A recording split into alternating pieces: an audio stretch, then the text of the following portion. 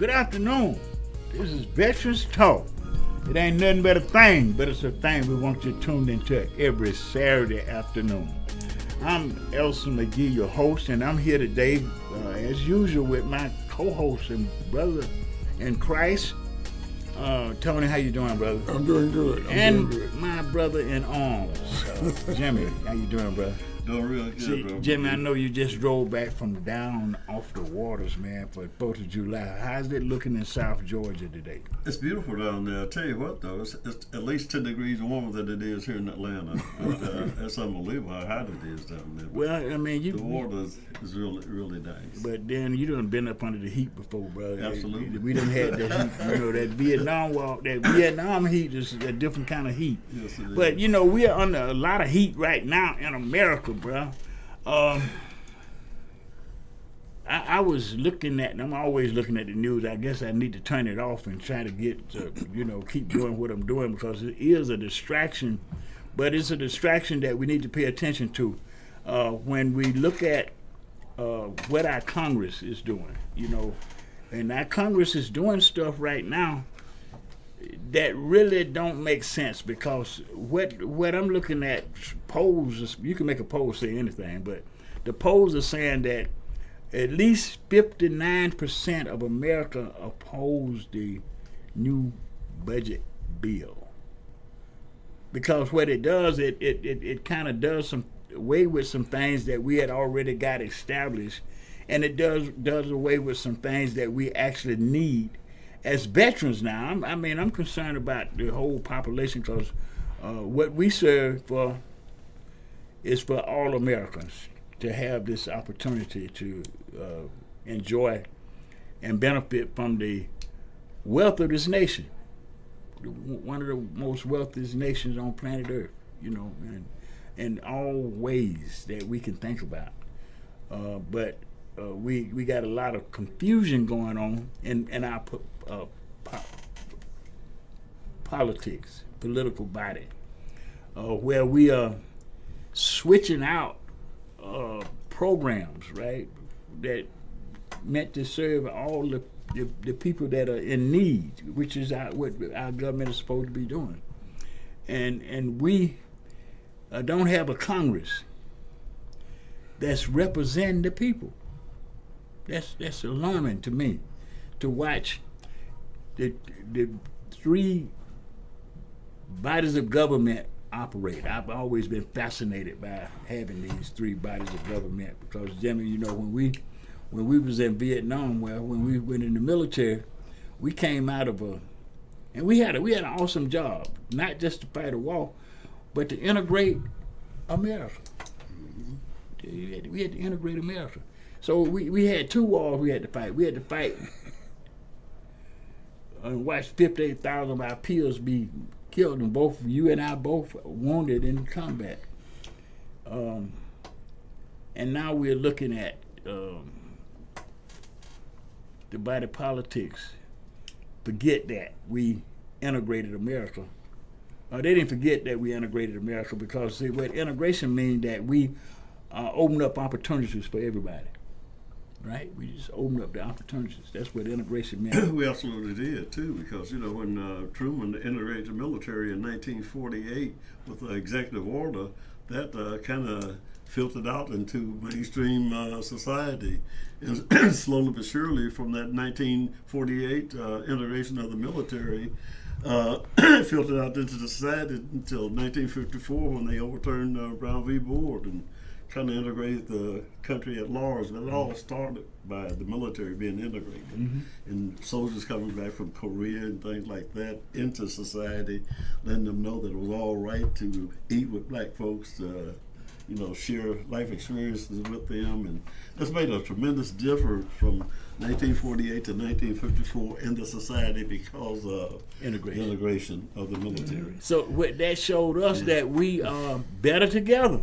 Absolutely. Than what people want us to think. They want us to think that I'm going to replace you, or you going to replace me, or I'm going to get your job, or you going. But what it did, it gave us this collective, diverse input into the growth of America, and to the growth of every institution. Now, I think about I went to White High, so I went to a school that was big on education, Booker T. Washington, right? This whole thing, but he said one thing that stuck out to me all during my military career, and when I was facing racism. He said that no man drag you so low as to make him hate you. Absolutely, that's the truth. See, and that's what racism is capable of doing. It would drag you so low that you're gonna hate the person that's dragging you. Yeah. And hate is a weakness. It's a weakness. It's not a strength. Yeah. When I hate just because of the color of your skin or where you come from, or whether you are gay or straight, then I got a problem. And that problem is a mental output. It puts stuff into what we do, into policies that we come up with in the community. Even the politicians, I think, Jimmy, that we vote for. When you think about it, we couldn't even vote when we went in the military. So you think about it, we wasn't even old enough to vote. No. What was the voting age in there? When I went in, it was 21. It was 21 when we went in, right? I couldn't vote. We couldn't vote. So 58,000 of our peers believed that they were serving to make this a better country for everybody. I don't care what the people say or think about it. I was on the battlefield. You was on the battlefield. We got past racism. Absolutely. I didn't care what color the skin of the boy that drug me back when I got hit. Yeah. And I can tell you all of us bled red too. I ain't seen nobody bled blue, green, or everybody that I saw hit bled red. And the first thing they holler, if they didn't holler mama, they holler for Jesus. Sometimes both of them. I cried out for both of them. I want my mama there, and I thought about it. My mama told me, Jesus. This is Veterans Talk, y'all. We just veterans talking to veterans about all things veterans and the community. And today, Jimmy, I like your book, a lot, man. I keep going back to some of the things that you talked about Jim Crowism, and I don't think that today our young people, or our people, understand enough about history in order to fashion their vote for somebody that lying to them, just lie to them, they scam. Talk about that a little bit, Jim, because I want the audience to hear your take on Jim Crow, because you did some stuff in there that made me thought about the street I live on now. Just in my book I was talking about the Jim Crow laws that really took us out of American society. And when people hear Jim Crow laws, they just hear that name. They don't really fully understand what it is that make up a Jim Crow. What is Jim Crow laws? It actually took away 14th Amendment rights for a group of Americans of African descent. That's what it did. Basically, those laws kept you out of equal education, equal employment, equal access to government facilities, education, the whole works. Was Jim Crow considered Jim Crow laws here in the South. What happened in 1896? Plessy came along and codified all those Jim Crow laws into national laws. That really took Americans of African descent out of white society, pretty much, until made it legal for homeless to be drugged off of a bus down in Louisiana. Made it legal for us to be sent to inferior schools, to be denied equal access to the workplace. Theoretically, Brown in 1954 set aside Plessy and was supposed to put everything back to equal, but then we were never reparated for the injuries we suffered under Jim Crow, which is another story. But yeah, Jim Crow devastated Americans of African descent, my people here in the South and indeed throughout the country. And the economic impact of it. The economic impact show you with these opportunities that we did open up. Now, we just opened up. We did some opening up, really. and the opening up have created more billionaires, black billionaires, since the 60s to today than any other demographic in the world could even imagine. How these opportunities in America open up. And my dad used to say something, Jimmy, that I had to, kind of always talk about. Like he used to tell me, ain't nobody gonna pay you like you pay you, Elson. I didn't understand what he was telling me about. I want to go get a good education so I can get a job, right? He had his own business. He came out of the military and started his own business because he was in that totally segregated military, where wasn't no opportunities that they was making the minimum wage back then, $3 an hour, if it was that. Minimum wage back when? Back in the 40s. Oh no, it wasn't that much. It wasn't that kind of money. Like $1.25. Like so that. My daddy understood earlier that this ain't what I'm gonna work for. Yep. He just said, I'm not gonna work for that. So he went out and he created his own business because the opportunity was there for him to do it. And you know what? Most of his customers was white. Yeah. Okay. Because he came out of the military. Even though they was in separate military, the relationship that you have in the U.S. military teach you one thing: we can all get along if we want to, if we choose to. We have to. But what happens, and this is what Malcolm was looking at, the slave master, how he had mental impact, and you might hear me say they've been bamboozled, right? Mental impact over the slaves, where it's like, the master sick, the slave think he's sick. We sick, master? Okay. I'm gonna get to Tony because I'm going to get a little bit too political over here. No, you're handling it well. You're handling it well. But what we trying to do is get down to I'm trying to get everybody to understand this big beautiful bill stuff and how we can unravel it. Really, we can actually unravel this mess. If the weak Democrats, and I'm gonna call them what I see them as, and what most veterans see them as, is being weak. They're weak. But Malcolm say sometimes we had to pay to the lesser of the two evils. And right now in America, they're the lesser of the two evils. If we could start getting some of these young veterans to start running for office, then we wouldn't have a whole lot that we could. We got to get them up, Jimmy. We got to get these young veterans up, right? We got to get them up. They got to know what it feels like. They know all about these different deployments. They've been deployed so much. They need to understand that they ain't being treated right, and they need to take over the body politics so that we could keep America straight again, growing to become that more perfect union, right? Where the equal opportunities are actually there, where we got more than LeBron James and we got more than Diddy. Oh, I don't talk about Diddy yet. I'll talk about Diddy in a minute. But we're going to try to talk about the big, beautiful bill, but we want to talk about it in context because, see, it ain't nothing new, Jimmy.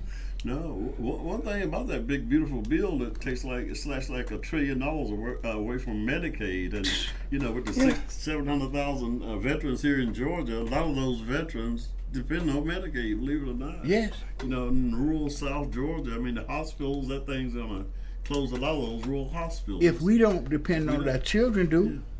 Yeah. Absolutely. So, See, it's devastating. The cuts to the VA and all that stuff, like you were talking about mental health and all other kind of services that the VA is being slashed. The issues that we grew to address. Now you got to remember this. They didn't address PTSD until 1980, Jimmy. We was out of Vietnam. I know.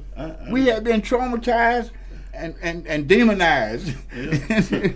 Traumatized and demonized before they came up with PTSD, and they wouldn't have came up if we hadn't kept pushing it. Right? Yeah. Veterans. It wasn't them, but veteran and veteran families.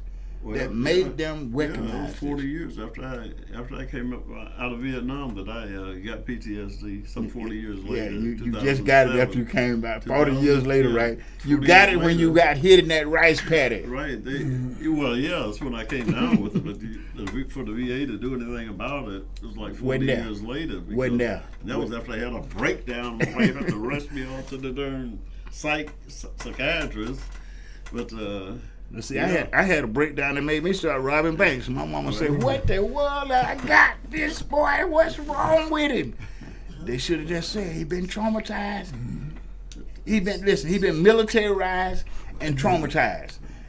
And like my dad used to say, you know what? You got too much heart. You ain't got no sense. You got too much heart. You go and try to do anything, but you need to have some sense, Elson. That's what we're talking about today. The 700,000 veterans in the state of Georgia need to understand this. We got the power to change all this. We got the power. Because we the swing vote. The rest of them folks stuck in the mud. They gonna vote Democrat or Republican till they die. They ain't got, listen, I like the two-party system. I mean, I do.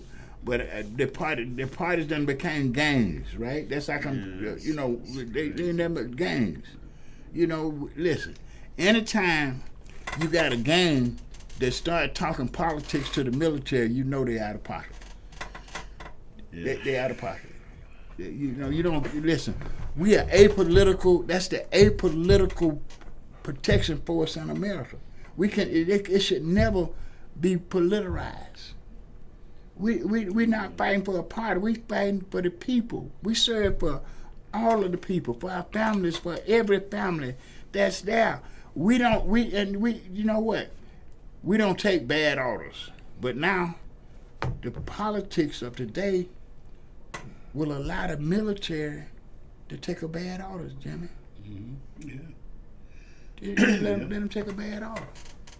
We need more of these young veterans, and I'm hollering at these young veterans to start running for office. Young veterans, stand up, protect yourself. The only way you're going to protect yourself is you're going to have to get into body politics. There ain't no other way you can do it. You can go out there and build businesses as you can. You can become a billionaire and can't make bond if you get, Diddy couldn't even make bond. Billionaire. His money didn't mean dilly when they was trying to take it away from him. When they charged him with racketeering, that was designed to take away all of his assets. All of them.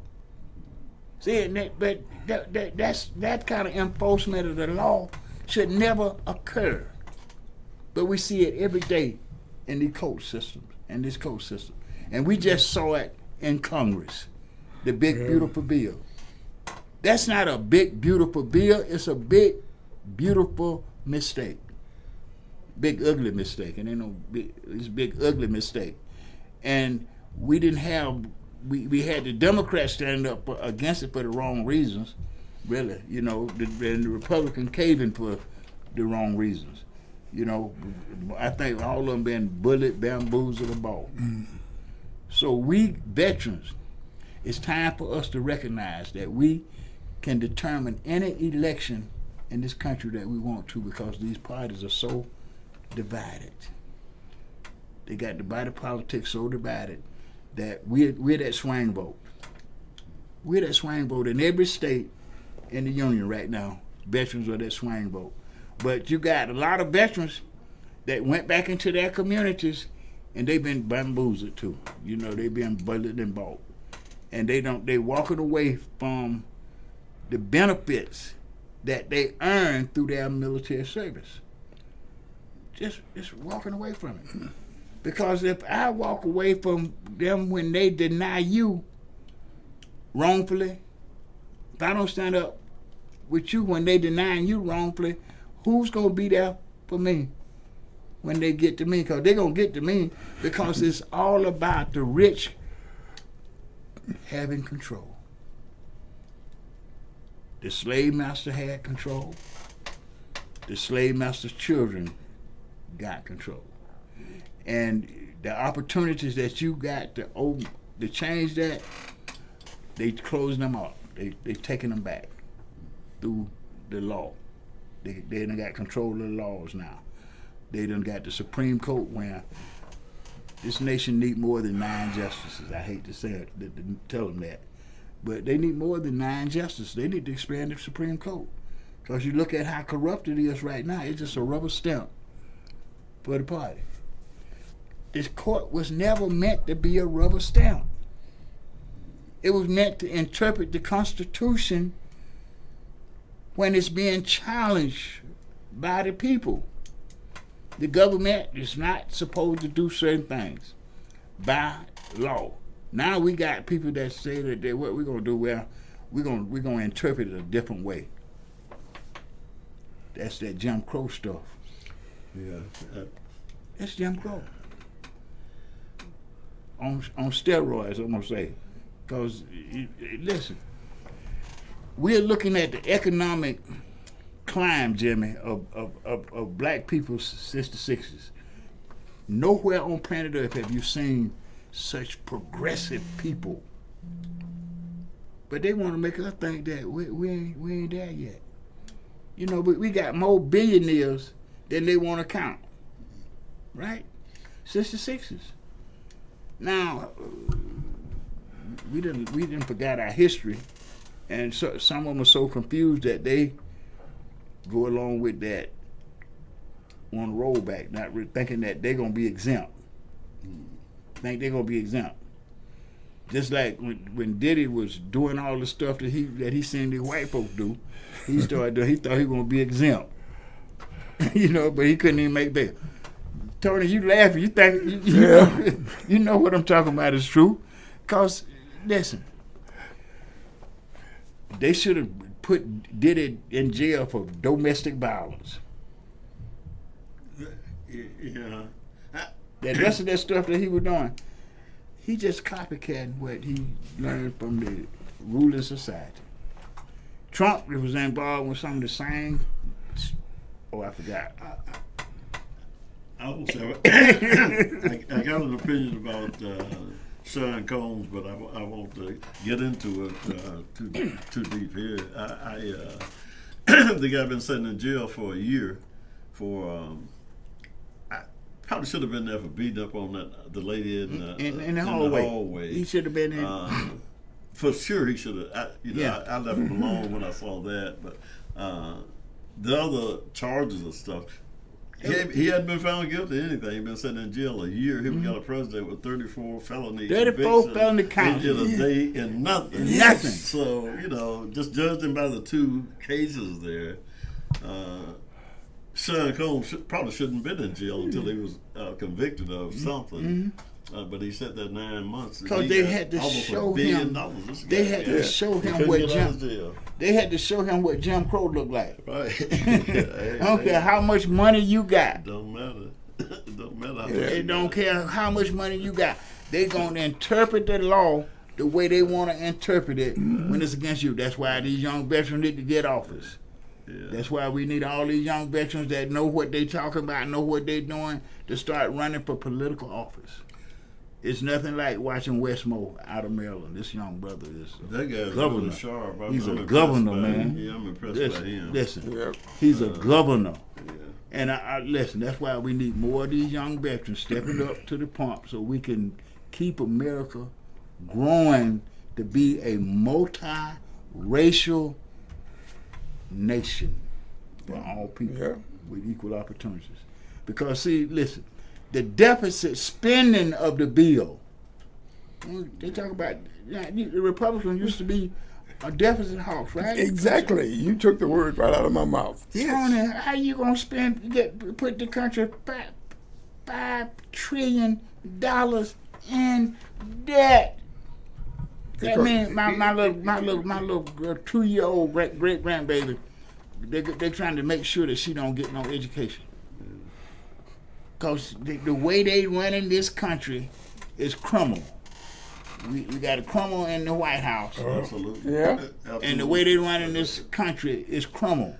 Yeah. And if we don't speak up and encourage our young peers, our young veterans, encourage these young folks to listen. You done served this country.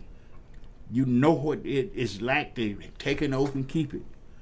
You saying, Reverend McGee, that RICO law that they started in Gideon under may be applied to the government we got up there. Yeah.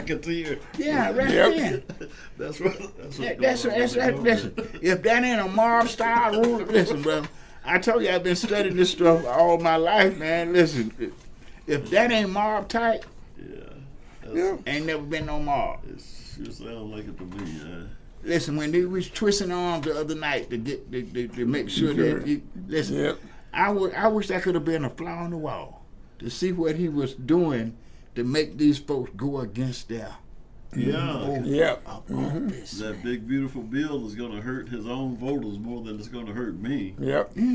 By far. Yeah, by I mean, far. it's not gonna, See, it's gonna hurt me. I'm glad you pointed that out, Jimmy. You need to tell these young veterans that stuff ain't gonna hurt me and you. It's gonna hurt a lot. It's of gonna his hurt voters. them. It's gonna hurt his Cause voters. that's the come. The mega crowds. Yeah, that's the come. They need to understand that what we are talking about, what we are fighting, is to keep the opportunities open that they are closing as we look at them. We're looking at them saying that the attack on the government on January 6th was a peaceful protest. Yeah, right. He got one of those guys going back to the Justice Department. One of them was some kind of I think quasi lawyer or something. He done put him in the Department of Justice. yeah. One of the ones that attacked the darn Congress there on January 6th. January 6th. He pardoned him and then brought him back into the Justice Department. It's almost unbelievable. That's why we calling that now. I'm gonna go calling Marvin Adamson Jr. out too, because he's supposed to be here today. He need to. I hope he didn't get lost. We need to get all those politicians in front of us, because I like to get a politician in person so you can See, Jim, get the feel for where they're. you know, you just wrote a letter to also. I got one for you. But that I had, you know, that backed up the invitation that I had already sent to them. Yeah. They called. When Cuman Williams called me, her office called me and said they got a meeting in Washington on the 17th on that day. Yep. But they gonna have their office represent, and I'm telling them when their office get there, they need to know that they need to tell their boss that if you don't come talk to veterans, you're gonna lose the next We election. want them in person, so They're gonna lose the next election. Why? Not that we're going out and vote against them. It's too many of us done said we ain't gonna go vote. yeah, apathy. Apathy has set in the veteran community like I have never seen it before. These are people that go to the poll just because the poll is there to go to. I'm talking about people that I talk to on a regular basis, man. It ain't no me going out there wasting my time, man. Because we in our 70s, it ain't gonna affect us as much as it's gonna affect y'all. The younger people, the younger generations to come. Yep. And they need to understand the importance of the vote. The vote. Vote no matter what. Absolutely, every time. I don't think I've ever missed it since I was able to vote when I turned 22. But they don't understand this is the power to change stuff. This is what got us where we are today. They didn't create the education department because they wanted to. They created the education department because we wanted it. And we had our ancestors get into the streets to get the votes, to vote people in the office that created the Department of Education. That I got 2 doctors in my family, Jimmy, out of it. You know, I was the first mayor attorney in my family to get a college degree. Now I got doctors in my family, out of my mama's litter, you know, doctors, because of the Department of Education. Now they don't dismount the Department of Exactly. Education. Come on, y'all. The big beautiful bill is Jim Crow on steroids. Yep. I hate to tell y'all that, but that's why I had to have Jimmy here, because he can explain this Jim Crow stuff to y'all in a way that I hope y'all can hear, because y'all might think I'm just screaming, I'm just hollering loud, but you got to read Waterboy. When I read it, I thought you were talking about something else, Jimmy. but they need to understand Jim Crow, because look at this bill, look at how it put together, Jimmy, and you tell me it ain't Jim Crow on steroids. Yeah, that's exactly what it is. That's exactly what it is. I mean, it's unbelievable that they could pull that off. Pull that off, without pull it off. hurting their own voter to try They to don't get at Exactly. You know what? It's crazy. Somebody told me this, a billionaire don't care nothing about nothing but being a billionaire. He certainly don't care about poor folks. They can't even listen. Trump can't even identify with going to the grocery store. He done made his 19-year-old son is worth $40 million with this darn scheme of Bitcoin. Bitcoins, yeah. That boy's worth $40 million with the money coming in. Yeah. See, listen, they are gonna take away the opportunities for you to be your great self. And we can't be booging with it. We know rap music ain't it. No. Rap music ain't it, y'all. I'm just telling you. The power of life and death is in the tongue. They speaking death. They talking death. They talking political death. They talking economic death. They talking real death. When you got guns in the hands of people that are so negligent that a 3-year-old would kill herself. Listen, when I was in the military, they gave me a gun. I was responsible for it 24/7. So I'm not against people having guns, Jimmy. I want people to have responsibility for these guns. Yep. But you know what? They got Bobo walking around with a pistol. Some of them I want to slap and take the gun. Oh, help me, y'all. I mean, I got a problem. Y'all know I got a problem, so y'all bear with me. But the truth is the truth. I had to talk with my own. Boy, what you doing with a gun? You know you ain't got no license. But the police can't stop you because the governor got a law. The police can't even ask you where you got that gun from. What day? We need another governor. Yeah, anybody can carry a gun, open carry. Open carry law is the worst thing. I pulled into the service station the other day. A little 16, it looked like 16, 17-year-old girl had an automatic gun that long in her waist. What's he gonna do with it? I don't know. Everybody's got guns. Listen, they don't know how to use them either, Jimmy. They ain't teaching them how to use them, so they spraying folks. They killing folks that they ain't even got nothing to do with their little beefs. Listen. Jim Crow on steroids is gonna make it worse. Cause listen, they've taken away SNAP, right? That's the way a bunch of these folks feed themselves every day. Yep. If they ain't able to feed themselves, what they gonna do? They gonna go out and commit petty crimes. They gonna do petty crimes. They gonna do survival crimes. I just need us to wake up. All we trying to do, Tony, this is all we trying to do, make sense out of a sensitive situation. And what we looking at now is so senseless that, Jimmy, I feel scared of when I go down to Kroger's than I did when I was in Vietnam. Oh yeah, it's crazy. Almost, like what's going on in the street now. But yeah, it's so. And the bad part about it is we keep electing these crooks to government to the point that now they're trying to fix it where we can't vote. And I'm gonna tell you something else. So we need to be on guard. If they can provoke enough violence and protest, they will declare martial law. Oh, that's one of his game plans, I believe, Reverend McGee, is to. I got angels all over me those days, y'all. That's what I'm saying. See, I got all these young veterans around me. Need to be running for office. There ain't no sense in just having a pretty smile. You got to have that. All these young veterans, man. I'm good. Listen, we're gonna have a young veteran party. We're gonna start soliciting some of y'all. Now, they used to what? They didn't. If you didn't volunteer What they did, they drafted you, right, Jimmy? I was on the We're gonna draft start list. drafting. We're I gonna was start in the drafting draft. some of y'all to politics. Yeah. You know, y'all just gonna have to just come on up, cause the community needs you. You know, some of these old folks done got bullied, bought, or bamboozled, and they allowing us to get stuff in our community that we don't deserve.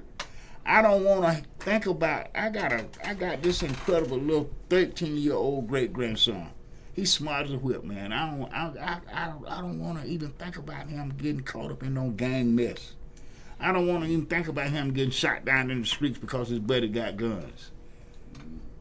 I need y'all young veterans. That's the only way we're gonna. We can't solve the problem no other way. There's no other way that we can actually solve the problem unless we take over the body politics ourselves. We can't. I'm too old to run. I get up there and I might nuke everybody, you know. So I don't need to be close to no warfare no more. You know, we don't have to have that. But we can look at this right now. The attack on Iran. It was a declaration of war.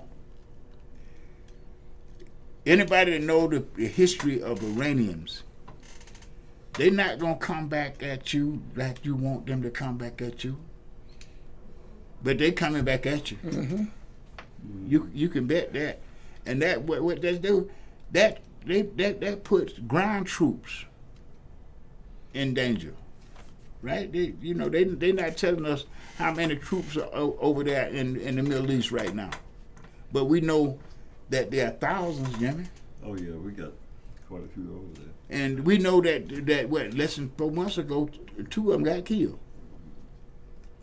And the president didn't even read the bodies. Well, did he come? He didn't even come up and to read the bodies.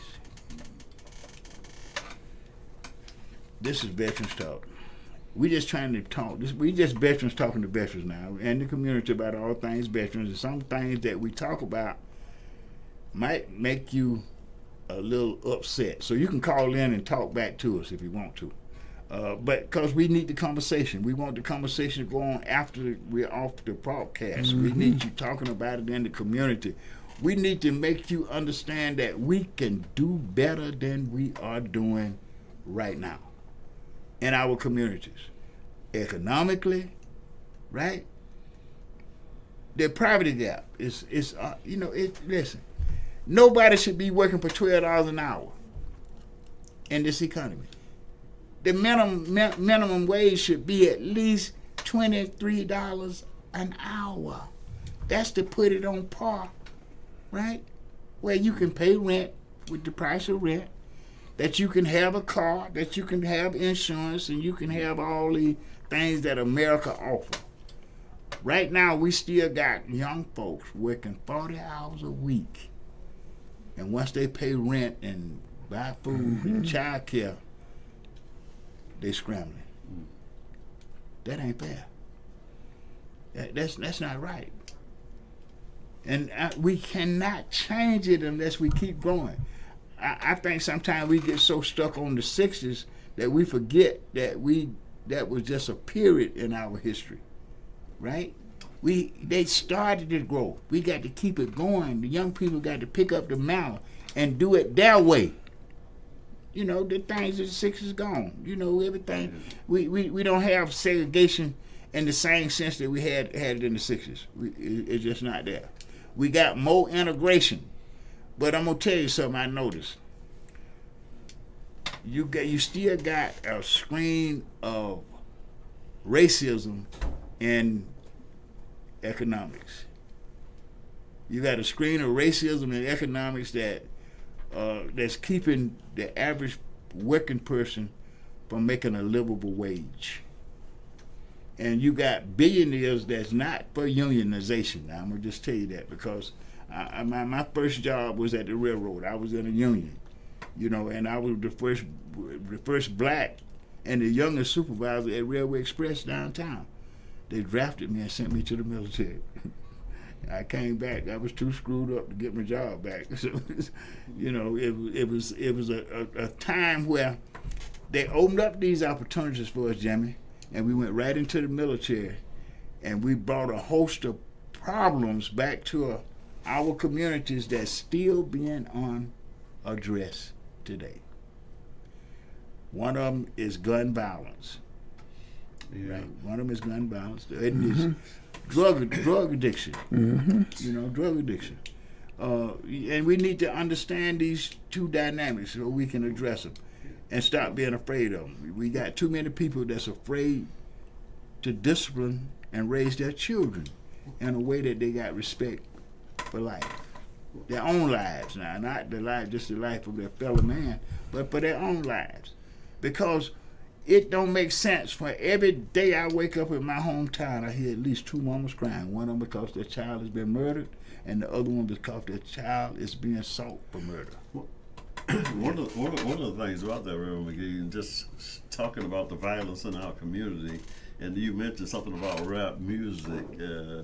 In my mind, just looking at over the last, I'm 80 years old too, by the way. I came up in the 50s, and the rap music has an impact on our community in a negative way. In my mind, and I like all kinds of music, but the rap music, these young kids are talking about all kinds of violence, everything they talk disrespect about, in the first place. Disrespect. When we got away from just the rhythm and blues music that we had, that rap is a negative influence on our community, as far as I'm concerned. How I look at it, and I buy some rap music, but when we got away from the rhythm and blues and all that stuff, that music really had a positive impact on our community worldwide. I mean, everybody, the entire world looked at America's African descent for their music and their culture.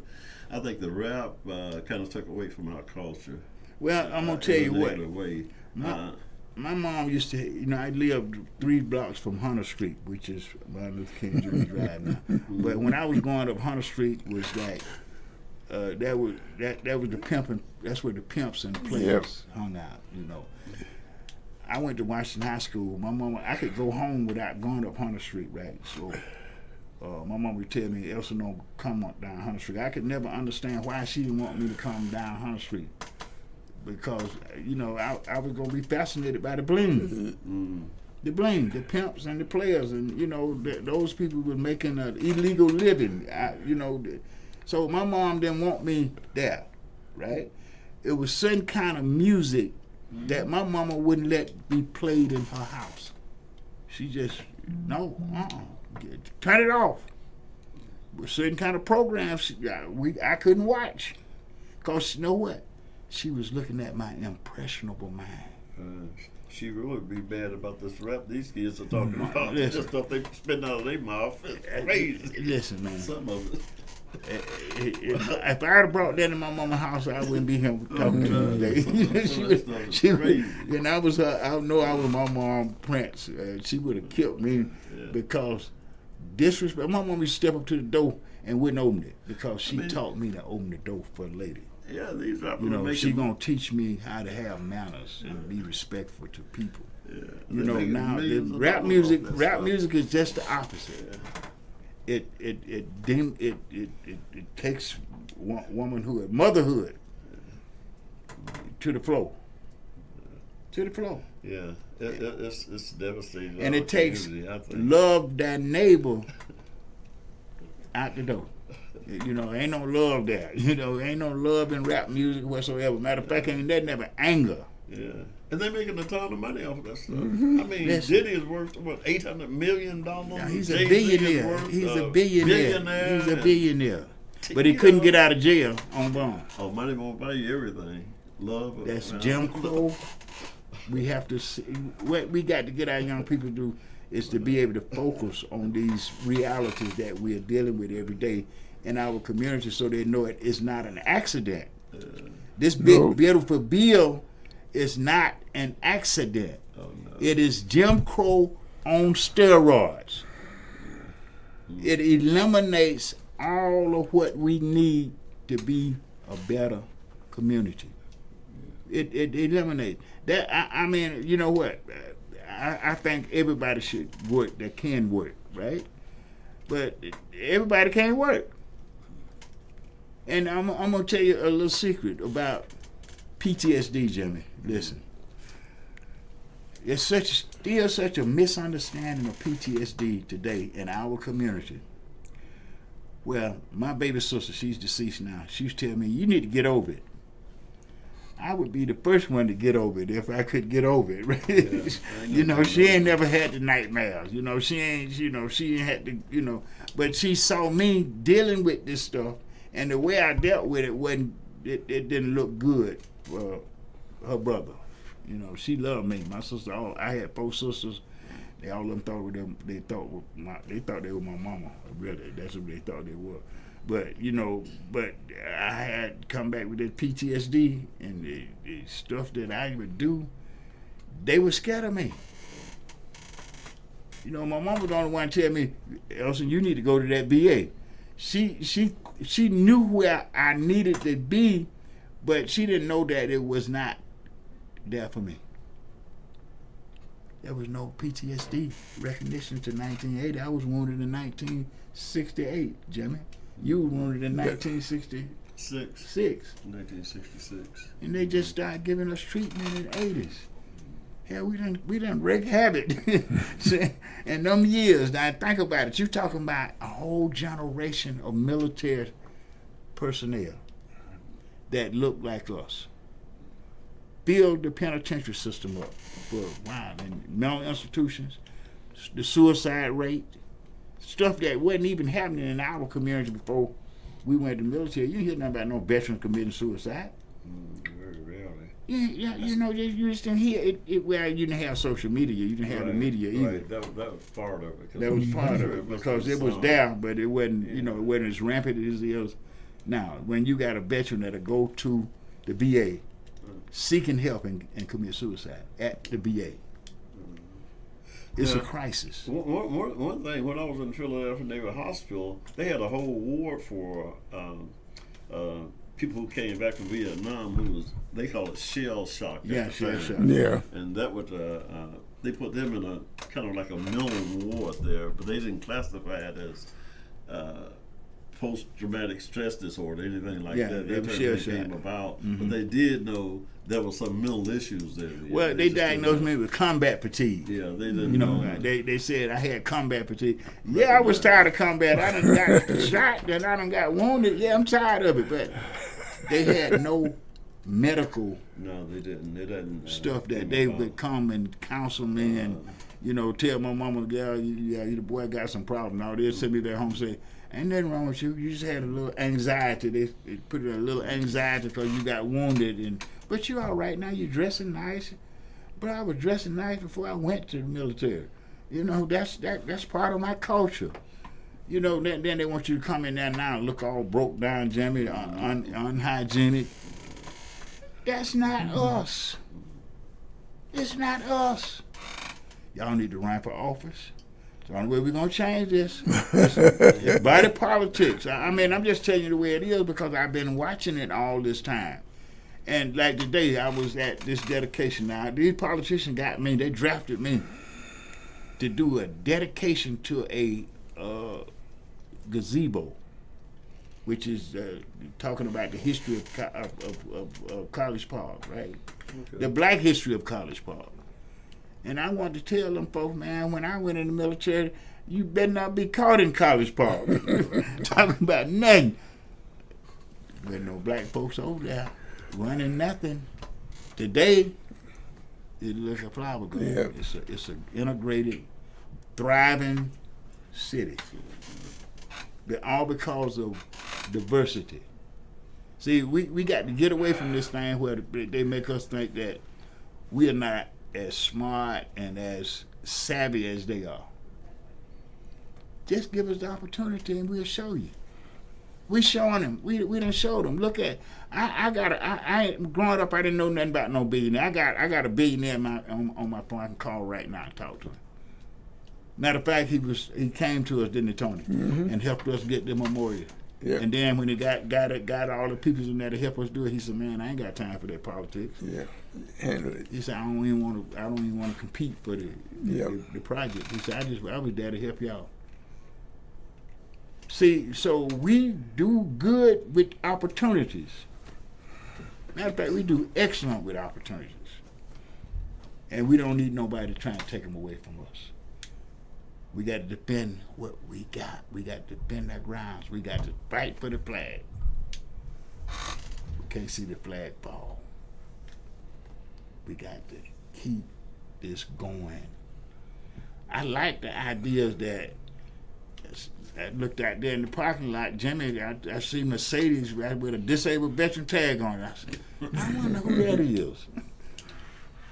When I first got back, with no veterans with no Cadillacs and all that stuff. I done had Cadillacs and Mercedes. I done had all of that stuff because the door was open for us. Our service. We did this. It's our time now. We got to believe this and fight anybody that say otherwise. If the VA denied you, come talk to me. I'll fight them for you. You know, because I think, you know what? I've been blessed to learn the law. And I fight in my sleep. That was them nightmares, ain't it? Them nightmares. But that's why I don't go to sleep sometimes. I just you know, stay up and do something positive. Because if I go to sleep, I might start self-medicating because the nightmares don't feel good. They don't feel good, do they, Jimmy? Mm-mm. They don't leave you feeling good.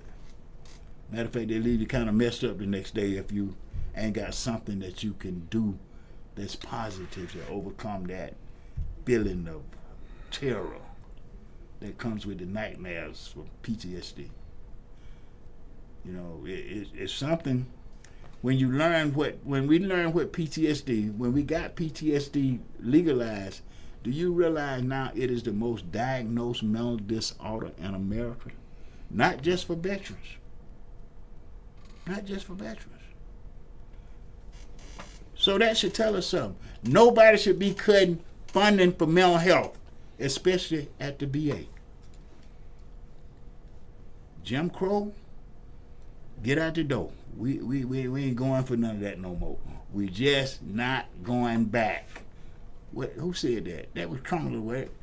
When boy tell you that I don't want no female leader. They crazy, ain't they? See, ain't they crazy? Tell them they're crazy. Tell them they're crazy. Listen, my mama could have been president, Jimmy. You know, the way she raised me, I think she was something. I don't know what it is. She made me straight. I went crooked, but she made me straight. So we are here today doing the same thing we've been doing, but I want everybody to still know this. Now, I met with your contractors last week, Tony. That was a good meeting. They are excited as we are. They got a timeline on the memorial. They're going to be finished with the memorial in October, whether we do anything or not. They're going to finish it. They gave us a little time to sell the rest of these bricks. Now, I'm excited about the sale of the bricks because some of the bricks I've sold, the way people are buying them is you know, they want to be a part of this history. Because this is history now. This memorial is history because it is the first integrated memorial in Piedmont Park. It's the first integrated memorial. And it sits right about 50 yards from the Confederate Memorial, right? 50 yards from the Confederate Memorial. But we doing more than building a memorial in the park. So you finna say something? Yeah, I want to say something. Fowler, the contractor that we're working with initially, has done an exceptional job. Mm-hmm. What has really impressed me is the contractor that we're working with.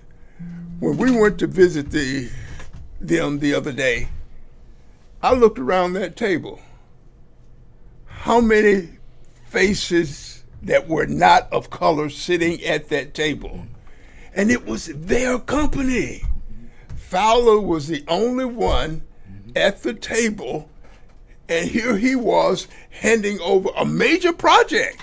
It is a major project for the city of Atlanta, and he's handling it over to a black company. I have never been so proud sitting there. In fact, at one point, I was literally speechless because I looked around and it was just us and one Hispanic. Mm-hmm. And I'm going like, this is awesome. That shows you how far this country has come. Yes. Even under the administration that we're living under. Mm-hmm. And so we know that we can get things done in spite of. Yeah. Yeah. And that was a fight, wasn't it? That was. We fought city councilmen. Yes. Michael Julian Bond, I just keep saluting him, man. Yes. Marvin Anderson Jr., you didn't show up for the show today, so we got some talk for you. We got some talk for you, brother. You know we're going to talk. But because you've been there for us, and we want you to continue to be there. But this thing with the Fulton County Commission, and Veteran Empowerment Commission, I talked with Pitts today. He said we can see him anytime we want to, Tony. So we're going to go down there and he need to talk to us because they tabled the money.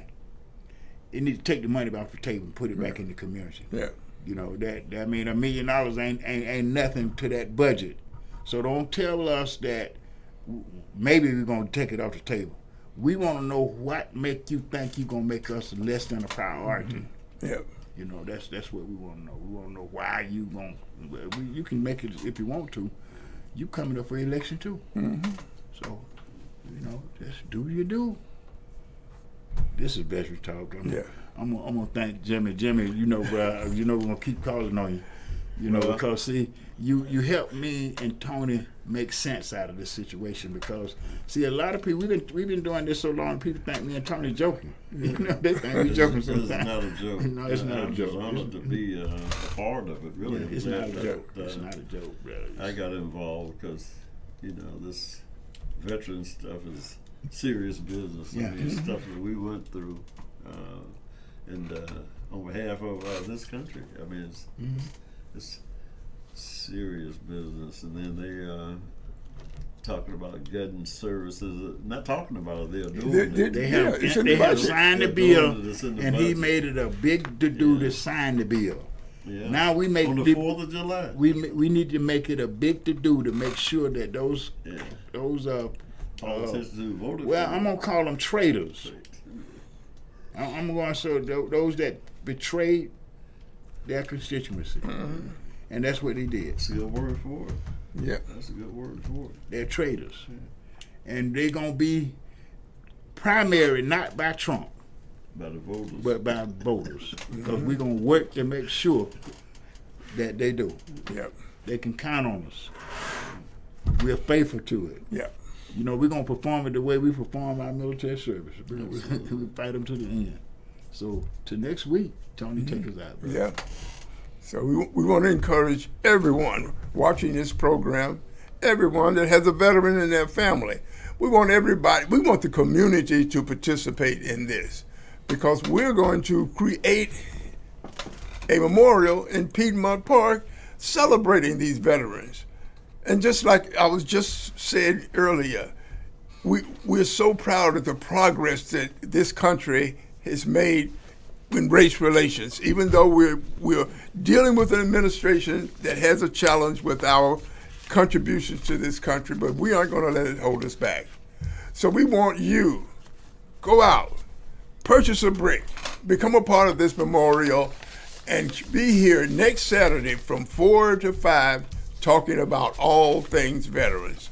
Until then, we'll see you next week with Veterans Talk.